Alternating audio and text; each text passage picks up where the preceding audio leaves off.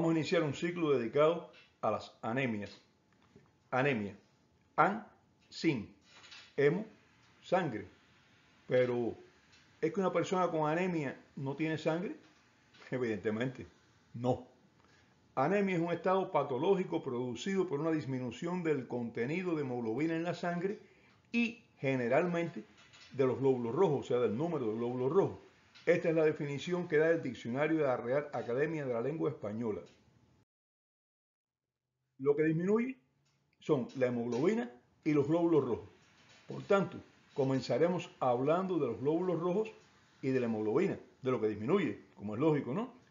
Entre los elementos formes de la sangre, es decir, los elementos que tienen forma, no lo que es proteína, no lo que es cosas disueltas, sino lo que tiene forma, por lo general células o fragmentos de células, tenemos los glóbulos rojos. Los glóbulos rojos son los elementos formes más abundantes en la sangre. Son células, pero células sin núcleo. O sea, pudiéramos decir, es lo que quedó de una célula que perdió el núcleo. No tiene ADN, ácido succinilribonucleico, no tiene material genético de ninguna forma. Y esto es muy importante porque esto condiciona que el glóbulo rojo o eritrocito, que es el nombre que vamos a utilizar con mayor frecuencia, quiere decir eritro rojo en griego y citocélula, bueno, pues no puede producir proteína. No tiene mecanismos para producir proteína, no tiene la codificación de ácido desoxirribonucleico necesario para poder producir proteína y no tiene tampoco ninguno de esos organitos, de esos elementos que tiene que tener una célula para poder producir proteína. Desde luego, ¿qué tiene esto como consecuencia? No puede producir enzimas. Y como no puede producir enzimas, la situación metabólica de él es diferente a la situación metabólica de la mayoría de las células que nosotros conocemos. Si pierde o se desgastan algunas de las enzimas que él tiene, sencillamente las perdió. No puede recuperarlas porque no puede volver a producirlas. Tampoco tiene mitocondria, por eso su proceso de obtención de energía es a partir del metabolismo anaerobio. Quiere decir sin aeroaire, sin oxígeno, un metabolismo que se hace sin utilizar oxígeno para él. Recuerden, ya hablamos de él en el ciclo de células procariotas. Es algo curioso, ¿eh? El gran transportador de oxígeno no puede utilizarlo. Lo único que puede hacer es transportarlo. Esta vía, la vía anaerobia, tiene como producto final el ácido láctico y este ácido es un ácido que puede dañar la célula y por tanto es necesario neutralizarlo. Por eso el eritrocito tiene dos grandes sistemas para neutralizar ácidos o bases en exceso, o sea, para mantener un pH, una concentración de hidrogeniones normal. Son el sistema difosfato, que es un sistema buffer o tampón que él tiene para neutralizar ácidos o bases, y la hemoglobina, porque la hemoglobina es un gran sistema también neutralizador de ácidos y bases. El eritrocito es el resto de una célula que perdió el núcleo y las estructuras internas. Solo quedan la membrana de la célula y un grupo de sistemas de enzimas y sustancias químicas que se encuentran en el citoplasma, en el interior del eritrocito, y que le permiten obtener energía y garantizar los procesos vitales de la célula para que pueda vivir el tiempo que tiene programado. Además, tiene este sistema buffer, que ya hablábamos, para neutralizar exceso de ácido o de bases, y la hemoglobina, que es su gran herramienta transportadora. Esto que hablamos ahora, un pequeño como un resumen, ¿eh? La hemoglobina es la razón de ser del eritrocito. Su función es aceptar oxígeno en los pulmones donde libera dióxido de carbono y liberar en los tejidos ese oxígeno que ya captó en los pulmones, intercambiándolo por CO2, o sea, por dióxido de carbono, que es un residuo de los procesos metabólicos de las células. Los eritrocitos tienen la forma de un disco bicóncavo, es decir, cóncavo por los dos lados, un poquito hundido en el medio por ambos lados. Tiene un color rojizo por la hemoglobina que contiene y tiene un diámetro que varía entre 6 y 8 micras. Ahora, tenemos un pequeño problema. ¿Cuál es el problema? Los capilares tienen un diámetro entre 4 y 10 micras. ¿Y el eritrocito cuánto? Entre 6 y 8. No hay que sacar mucha cuenta. Los eritrocitos no caben en los capilares, pero tienen que pasar por los capilares y para eso tienen que alargarse, flexionarse a lo largo, doblarse y así ponen en contacto con la pared de los capilares la mayor cantidad de superficie propia del eritrocito. Esto es muy importante porque favorece el intercambio de gases, favorece la salida de oxígeno y la entrada de CO2. Pero aquí viene el por qué no tienen núcleo. Si tuvieran núcleo, no serían tan flexibles. y por tanto no pudieran realizar esta función que tienen. Pero no basta con la ausencia de núcleo. El núcleo no es lo único que impediría que fueran tan flexibles, sino que tienen que poseer una membrana muy, pero muy especial, muy flexible para poderse deformar y muy resistente para no destruirse en este proceso de deformación y de paso por los capilares. Flexibilidad, deformabilidad y resistencia. Tres propiedades básicas para que el eritrocito cumpla sus funciones. Tiene que tener estas tres propiedades. Así que vamos a hablar de tres aspectos del eritrocito. Esto es la introducción, cómo y dónde se produce, cómo es la membrana y cómo se forma y funciona la hemoglobina. Los eritrocitos se forman en la médula ósea, ustedes lo saben, ¿no? A partir de las células madres pluripotenciales. ¿Qué quiere decir pluripotenciales? Que pueden diferenciarse en un grupo de líneas celulares diferentes. No es como la tutipotencial del embrión que puede formar una persona, un ser humano cualquiera, ¿no? Completo, sino que ellas tienen líneas definidas en las cuales pueden desarrollarse. Y ellas, sobre todo estas células madres pluripotenciales, desarrollan células de la serie hematológica, o sea, células hematológicas.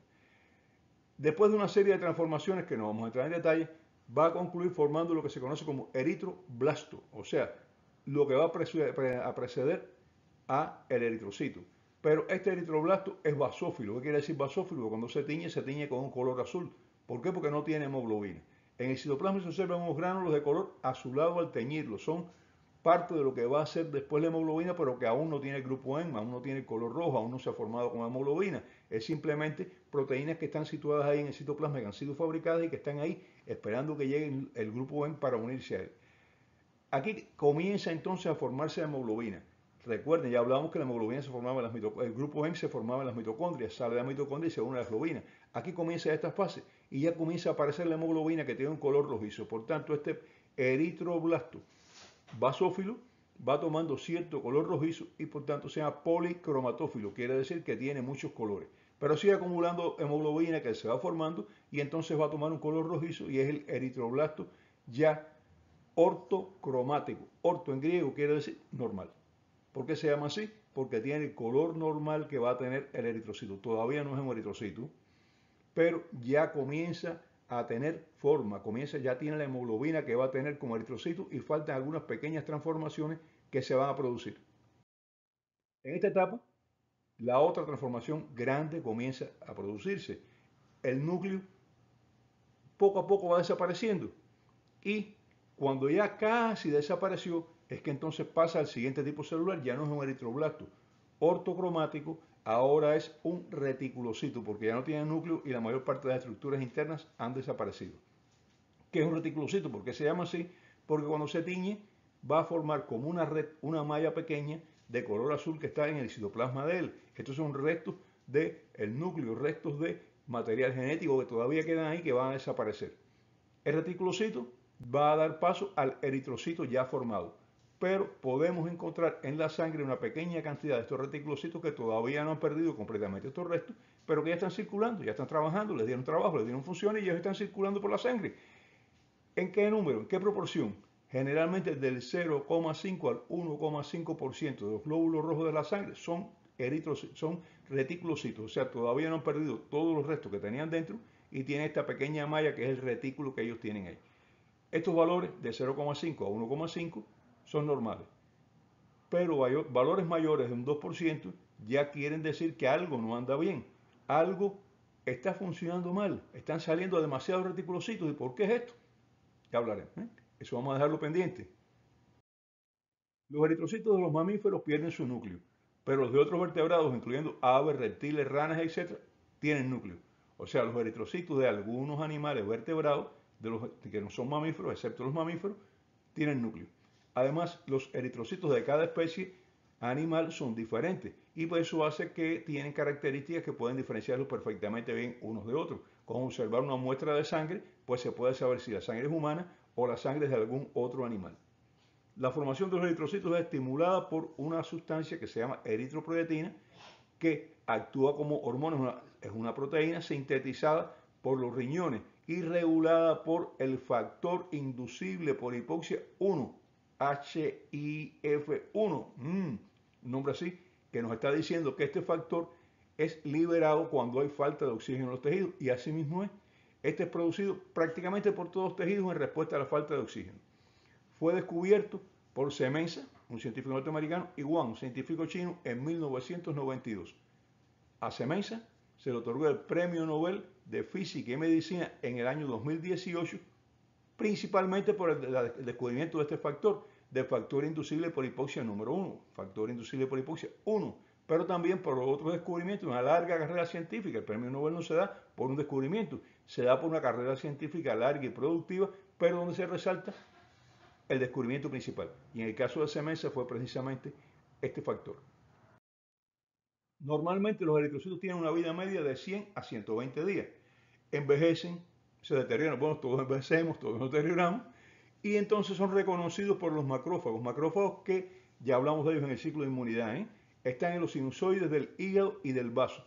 Estos macrófagos identifican a los eritrocitos que han sido lesionados, que están ya degenerados, los destruyen, captan el hierro, este hierro pasa a un reciclaje, captan las moléculas de globina, las proteínas, y estas proteínas también pasan a un sistema de reciclaje, y este sistema de reciclaje, bueno, recupera el hierro y la globina. Ahora, el anillo que forma la fracción hemo de la hemoglobina es abierto. ¿Se transforma en qué? Bilirrubina. Y esta bilirrubina pasa al hígado, primero en la sangre, es un proceso que es más complejo, pero vamos a describir rápidamente. En la sangre se une la albumina, llega hasta el hígado, donde el hígado es conjugada y es eliminada por la bilis. ¿Para qué? Para poder digerir los ácidos grasos que nosotros comemos en la dieta. ¿Qué clase de reciclaje? Reciclamos el hierro, reciclamos la globulina, reciclamos la bilirrubina, reciclamos gran cantidad de cosas. La naturaleza fue la que inventó el reciclaje, no el hombre, recuérdenlo siempre.